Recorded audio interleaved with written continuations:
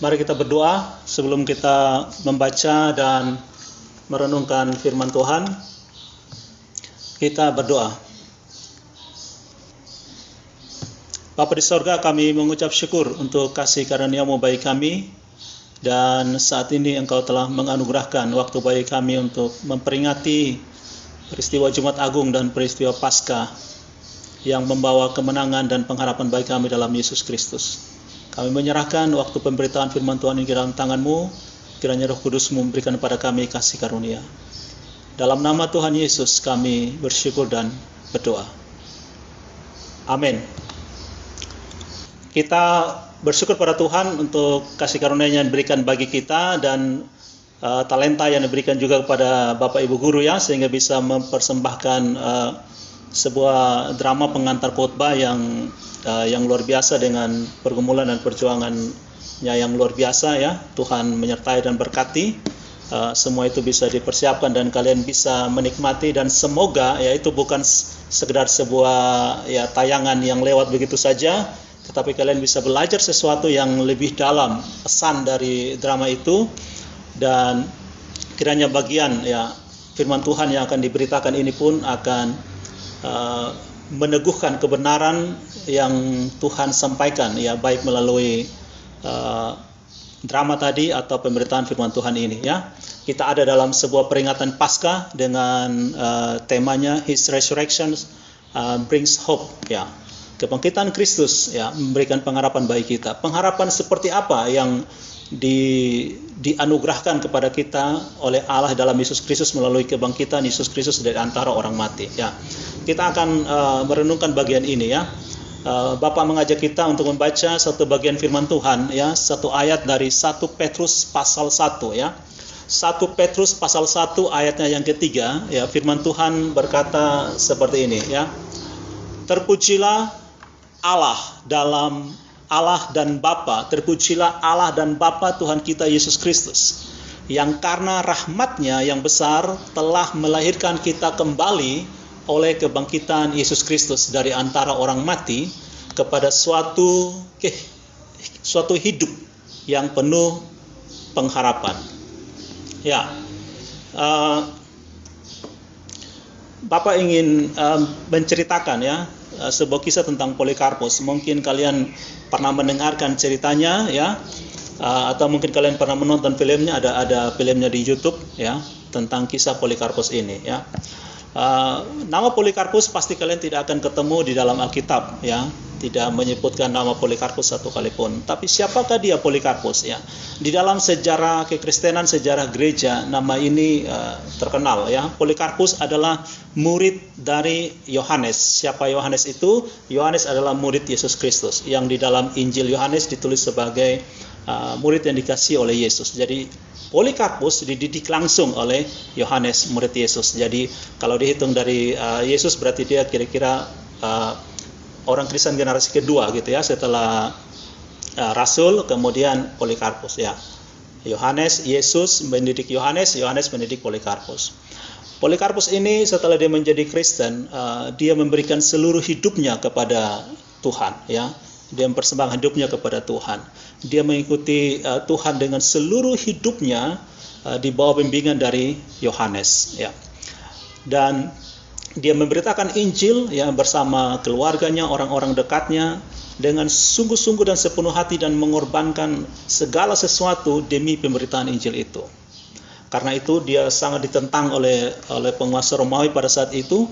Karena pada saat itu tidak boleh ada orang yang menyembah siapapun selain Kaisar Romawi. Jadi Kaisar Romawi itu didewakan, dipertuhankan gitu ya. Dan tentunya ini tidak sejalan dengan ajaran dan iman dari Polikarpus itu sendiri. Sehingga satu saat dia ditangkap dan dia diadili ya dengan suatu perintah menyangkal Yesus atau mati. Jadi kalau dia menyangkal Yesus maka dia akan dibebaskan. Tapi kalau dia tidak menyangkal Yesus, dia tetap percaya Yesus sebagai Tuhan, maka dia akan mati juga pada saat itu. Di hadapan pengadilan itu, ya, Polikarpus mengeluarkan sebuah pernyataan iman, pengakuan iman, yang akhirnya karena pengakuan itu dia dihukum mati, dia dibunuh. pernyataan Polikarpus seperti ini ya. Selama 86 tahun saya mengikut Kristus dan dia tidak pernah menyakiti saya. Dia tidak pernah membuat saya kecewa. Mengapa hari ini saya harus menyangkal dia? Ini sebuah pernyataan iman yang luar biasa dari Polikarpus. Sekalipun pada saat itu ya, dia dihadapkan kepada pengadilan, tentunya dia menderita, dia diejek, diolok, bahkan berapa langkah ke depan, berapa detik ke depan dia akan mati. Tapi sampai saat itu pun dia berkata, Yesus tidak pernah mengecewakan saya.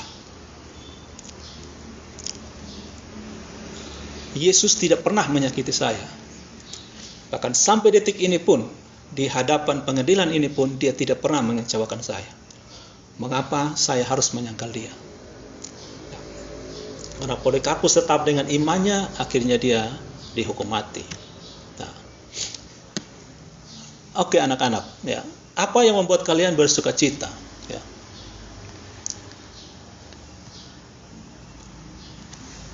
Apakah hal-hal yang bersifat lahiriah atau material ya, seperti ya kalian belajar dengan sungguh-sungguh, belajar dengan serius.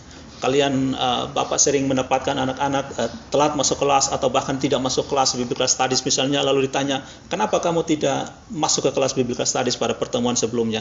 Atau kenapa kamu terlambat? Ya. Beberapa anak bilang, saya ketiduran Pak. Ya, kenapa ketiduran? Ya, saya mengejar ketertinggalan, saya belajar sampai tengah malam.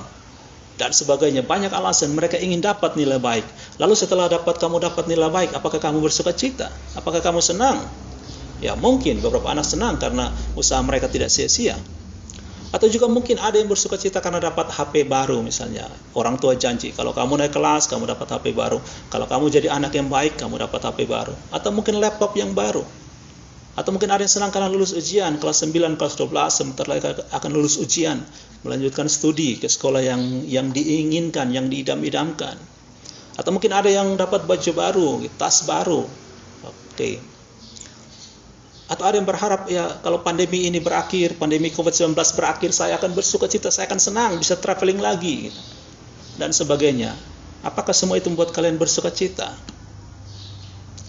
Atau bukan sukacita, tapi itu sebuah kegembiraan, sebuah kesenangan sesaat. Ya. Nah, apakah kamu bersuka cita kalau ya saya bersuka cita kalau orang tua saya tidak marah-marah lagi? Ya, seperti drama tadi ya. Ya, saya akan senang kalau mama saya tidak marah-marah lagi, tidak suruh saya belajar lagi, tidak ambil HP saya, maka saya akan sukacita. Ya.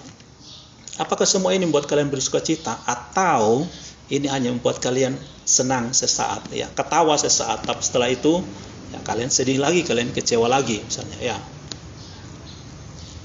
Apakah kesenangan kamu tadi membuat kamu punya pengharapan, ya, atau hanya sesaat saja, gitu ya? Sekarang Bapak mau tanya kepada kalian, kalian lebih berbahagia mendapatkan satu buku tulis atau satu bongkah emas? Mungkin ada yang ketawa, Pak Graver membandingkan buku tulis dengan bongkah emas. Emas atau bongkahan. Sekarang lagi heboh ya di negara mana itu, Kongo atau mana? Bahkan ada di Maluku yang ya heboh viral ya karena dapat kebun emas atau gunung emas, ya, orang-orang berebutan ke sana. Mereka terlihat senang sekali. Apakah mereka berbahagia? Apakah mereka bersuka cita atau senang karena dapat emas? Mengapa emas lebih berharga dari buku tulis? Mungkin kalian punya alasan tersendiri, tapi Bapak mau katakan ya, emas lebih berharga dari buku tulis karena emas itu cenderung bertahan lama, buku tulis tidak, gitu ya. 1 Petrus 1 ayat 4 berkata, untuk menerima suatu bagian yang tidak dapat binasa, yang tidak dapat cemar, dan yang tidak dapat layu, yang tersimpan di sorga bagi kamu. Kita bersuka cita karena ada sesuatu dalam diri kita yang kekal sifatnya, yang tidak dapat binasa, yang bukan bersifat sementara, tidak dapat cemar, tidak dapat layu. Pada saat itu, ya, pada masa kekaisaran Romawi, biasanya kaisar Romawi punya mahkota, kalau kalian lihat di film atau di gambar, itu terbuat dari satu tanaman yang dia bisa bertahan lama gitu, dan untuk dapatkan tanaman itu cukup sulit. Itu dijadikan mahkota karena bisa bertahan lama. Bukan dari rumput, karena rumput sifatnya sementara. Tapi firman Allah katakan bahwa tidak dapat layu, kekal. Di mana adanya itu, adanya di sorga. Tersimpan bagi kamu. Allah menyimpannya di sorga bagi kita. Ya. Itulah yang seharusnya membuat kita bersukacita, berbahagia. Sukacita yang sifatnya kekal, tidak sementara. Ya. Nah, berkaitan dengan tema kita, ya, His resurrection brings hope. Mengapa orang membutuhkan pengharapan? Mengapa pengharapan itu penting? Gitu. Ada orang yang berkata bahwa manusia bisa hidup 1 menit tanpa bernapas. Ya, mungkin kalian bisa coba sekarang, ya, sambil dengar ini, coba kalian 1 menit tidak bernapas. Ya, mungkin bisa. Orang bisa berenang mungkin lebih dari 1 menit, ya, tanpa tabung oksigen misalnya. Orang bisa 1 hari tanpa makan, ya, mungkin ada yang berpuasa 1 hari, gitu ya. Orang bisa 3 hari tanpa minum, gitu ya. Tetapi manusia tidak bisa hidup 1 detik tanpa pengharapan. Ya, tadi dalam drama kamu lihat dia mengalami kesulitan, dia seolah-olah tidak punya pengharapan, dia kecewa, dia mengalami kepahitan, mengalami seolah-olah berjuang sendiri, tidak bisa apa-apa gitu. Dan itu sangat berbahaya. Ya. Baru-baru ini virtual di Jepang, ya, banyak anak remaja, anak muda, terutama perempuan yang bunuh diri. Gitu. Kenapa mereka bunuh diri? Sampai-sampai di Jepang didirikan sebuah kementerian baru, ya, Menteri Kesepian gitu, untuk mengelola orang-orang yang kesepian ini supaya mereka jangan stres, jangan depresi, jangan bunuh diri. Kenapa? Karena mereka tertekan dengan situasi pandemi COVID-19 yang melarang mereka buat hal-hal yang biasa mereka lakukan. Mereka menjadi kecewa, mereka menjadi hilang harapan. Mereka putus asa dan merasa diri tidak berarti lagi, tidak berharga lagi. Lalu mereka memutuskan untuk bunuh diri. Orang akan mengalami kesulitan hidup kalau mereka tidak memiliki pengharapan. Ya. Sulit kita hidup tanpa pengharapan. Pengharapan itu sangat penting, ya, di dalam hidup kita. Ya, di dalam Roma pasal 5 ayat yang kelima, ya, firman Tuhan berkata begini. Dan pengharapan tidak mengecewakan, karena kasih Allah telah dicurahkan di dalam hati kita oleh Roh Kudus yang telah dikaruniakan kepada kita. Ya, pengharapan di dalam Allah itu tidak mengecewakan. Ya. Kalau kalian membaca 2-3 ayat sebelum ayat 5, ya, di dalam Roma 5 mulai ayat 3 dan 4 gitu. Di situ dikatakan bahwa malah kita bermegah di dalam kesengsaraan, karena kesengsaraan menimbulkan ketekunan, ketekunan menimbulkan tahan uji menimbulkan pengharapan, dan pengharapan itu tidak mengecewakan. Di dalam Yesus Kristus, situasi yang sulit, keadaan yang mengecewakan, keadaan yang tidak menentu, perubahan-perubahan yang bahkan membuat kita sulit dan susah, itu tidak akan bisa menghilangkan pengharapan kita kepada Kristus. Karena di dalam Kristus pengharapan itu bersifat kekal, karena dikerjakan oleh Roh Kudus yang telah Allah karuniakan kepada kita ketika kita percaya kepada Yesus Kristus. Nah, firman Tuhan yang tadi kita baca dalam 1 Petrus 1 ayat yang ketiga, di situ dinyatakan mengapa Petrus memuji Tuhan. Ya, Petrus memuji Tuhan karena Tuhan sudah menyelamatkan dia dan menyelamatkan orang-orang yang percaya kepada Kristus. Keselamatan yang Tuhan berikan kepada kita memang harus menyebabkan kita memuji Tuhan. Pengharapan yang Tuhan anugerahkan kepada kita ketika kita percaya kepada Yesus Kristus yang telah menyelamatkan kita, kita telah memiliki keselamatan itu, itulah yang membuat kita memuji Tuhan. Keadaan, situasi yang sulit tidak mampu membuat kita untuk tidak memuji Tuhan. Justru semakin sulit keadaan, semakin keadaan buat kita kecewa, kita semakin memuji Tuhan. Kenapa? Bukan karena keadaan itu, tetapi karena Allah telah menyelamatkan kita di dalam Yesus Kristus dan memberikan kepada kita pengharapan. Sekalipun mata kita melihat situasi yang sulit, telinga kita mendengar keadaan-keadaan yang tidak menyenangkan, atau perasaan kita membuat kita, mood kita jadi jelek, semua itu tidak bisa membatalkan pengharapan kita di dalam Yesus Kristus yang telah menyelamatkan kita. Karena itu kita perlu melatih diri, ya, untuk memuji Tuhan karena keselamatan yang telah dianugerahkan kepada kita, dan bukan karena hal-hal yang bersifat lahiri atau material yang tadi disebutkan. Dapat nilai baik, dapat HP baru, laptop baru, lulus ujian, baju baru, tas baru, pandemik berakhir, bisa traveling, atau apapun. Semua itu mungkin membuat kita senang sesaat, ketawa sesaat, ya, tetapi setelah itu kita bisa kecewa lagi. Tetapi keselamatan yang Allah berikan kepada kita bersifat kekal, yang membangkitkan pengharapan kepada kita dalam Kristus yang telah bangkit dari kematian itu. membuat kita tetap mampu memuji Tuhan, bersyukur kepada Tuhan dalam segala keadaan. Karena Kristus sudah bangkit ya dari antara orang mati. Kita bersuka cita di dalam Kristus ya, karena kita punya pengharapan di dalam Kristus. Meski dalam dunia ada penderitaan, karena memang Yesus berkata, barang siapa yang mau mengikut Dia harus menyangkal diri, pikul salib, dan mengikut Yesus. Ya, jadi kita mengikut Kristus, kita menderita, tetapi Yesus menjamin damai sejahtera yang kuberikan kepadamu tidak sama seperti yang dunia berikan kepadamu. Kenapa? Karena Yesus sudah bangkit dari kematian, Dia telah mengalahkan maut, Dia telah mengalahkan dunia ini, dan Dia memberikan pengharapan baru bahwa kebahagiaan damai sejahtera yang Dia berikan kepada kita itu tidak sama seperti yang dunia berikan. Dia sudah kalahkan dunia ini. Dan setiap orang yang mengikut Dia harus menyangkal diri untuk tidak mengikuti lagi pola pikir dunia, tidak mengikut lagi kehidupan duniawi, tidak mengikut lagi apa yang dunia tawarkan.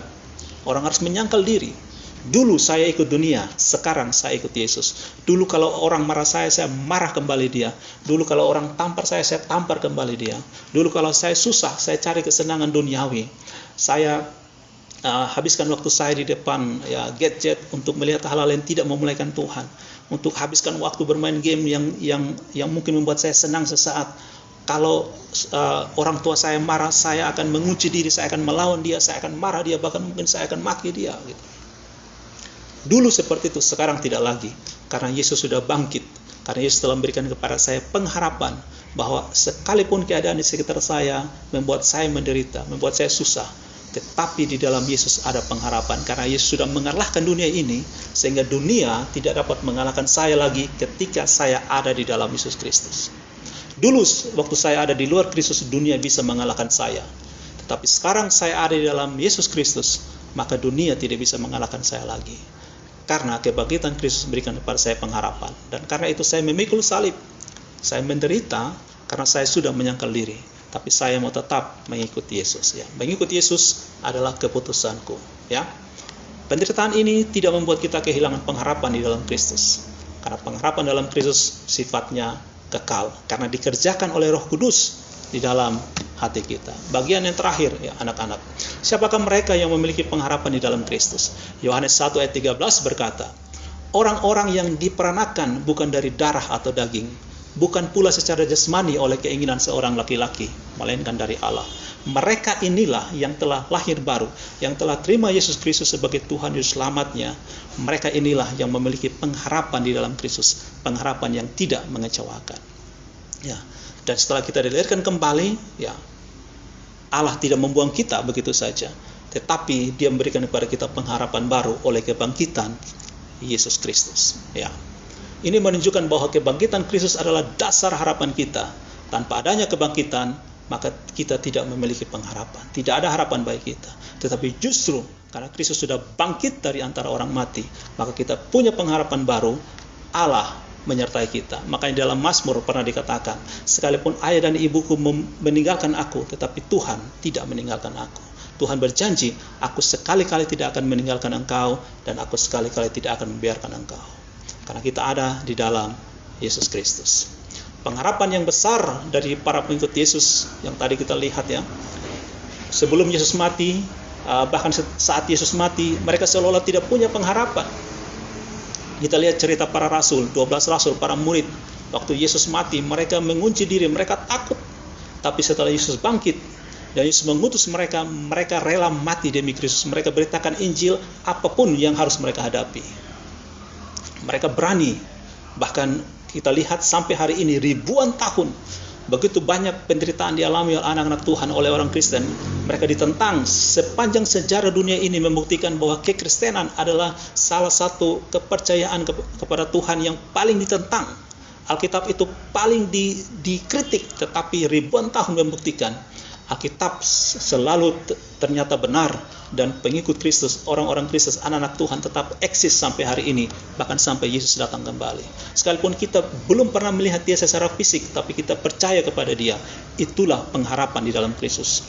Makanya Rasul Paulus menuliskan dalam 1 Korintus 13 ayat 13, ada 3 yang paling besar, yaitu iman, pengharapan, dan kasih. Dan yang terbesar dari antaranya adalah kasih. Ya. Demikian anak-anak yang bisa Bapak bagikan, kiranya kita terus berpengharapan dalam Yesus Kristus.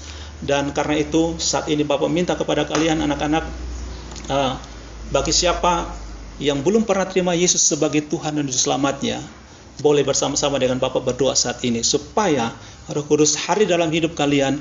Kalian membuka diri bagi Tuhan, Roh Kudus hadir, dan Roh Kudus membaharui kalian, dan Dia mengeruniakan kepada kalian pengharapan yang tidak mengecewakan, yaitu pengharapan yang timbul atau kita miliki karena kebangkitan Yesus Kristus. Bagi kalian yang mau menerima Yesus sebagai Tuhan dan Juru Selamat pribadi, atau bagi kalian yang sudah menerima Kristus sebagai Tuhan dan Juru Selamat pribadi, tapi kalian masih hidup dalam dosa, dan saat ini Roh Kudus menggerakkan kalian untuk membaharui komitmen kalian kepada Yesus Kristus, kalian boleh bersama-sama berdoa dengan Bapak sebelum kita doa tutup. Ya, Bapak beri kesempatan, kalian silakan ikuti kata-kata Bapak pada saat ini. Ya, kalian boleh ikuti dari tempat kalian kata-kata Bapak. Kalian boleh mengucapkannya dengan bersuara, ya, karena firman Tuhan berkata, barang siapa percaya dalam hati dan mengaku dengan mulutnya Yesus Kristus adalah Allah, firman Tuhan menjadi manusia, Dia telah mati dan telah dibangkitkan, maka dia akan memperoleh keselamatan. Ya, Roma 10 ayat 9 dan 10. Oke, kita akan berdoa dan silakan anak-anak mengikuti kata-kata Bapak. Kalau kalian mau menerima Yesus sebagai Tuhan dan Juru Selamat pribadi, atau kalian mau membaharui komitmen kalian kepada Yesus Kristus saat ini. Kita akan berdoa. Tuhan Yesus, anak-anak yang mau berdoa silakan ikuti kata-kata Bapak saat ini. Tuhan Yesus, saya mengaku bahwa saya adalah orang berdosa. Ampuni saya Tuhan Yesus. Saya membuka hati saya bagimu. Masuklah dalam hati saya. Jadilah Tuhan dan Juru Selamat saya, Raja saya, sampai selama-lamanya. Roh Kudus, baharui saya dan didik saya di dalam Yesus Kristus. Bapa di sorga, terima kasih karena telah mengangkat saya sebagai anak-anak.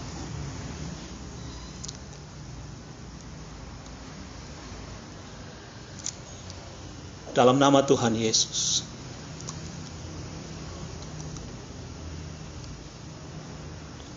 Dan kalau saya pernah terima Kristus dan hari ini saya masih berdosa kepadamu, saya mohon ampun.